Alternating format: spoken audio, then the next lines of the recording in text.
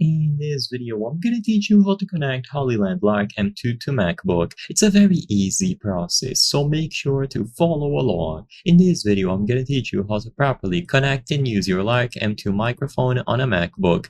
You will be able to use it as a standard microphone on any application that supports input devices. So to establish this connection, you will need a USB-C to USB-C cable.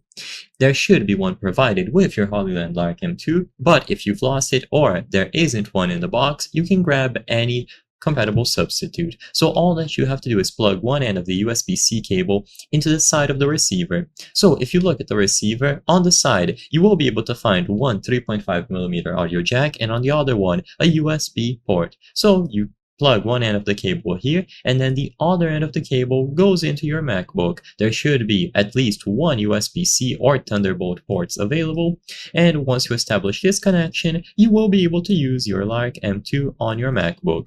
With this done, remove both of the transmitters from the case. This light should start blinking, and it should automatically connect itself to the receiver, so you don't have to do any sort of manual input. If it does not work, press the button on the side to manually enable pairing mode and they will be able to connect. Only one of these transmitters should suffice if you don't want to use the other one. And as long as you have the USB-C to USB-C connection established and one of the transmitters is connected with the receiver, now it is going to be available as an input method. So if you open Google Meet, Discord, Zoom, and you go into the input devices, you will find the Lark M2 connected to your MacBook, and you can choose to use it. I hope I was able to help you on how to use and connect your Hollyland Lark M2 on a MacBook. This is going to work regardless of the MacBook model that you have.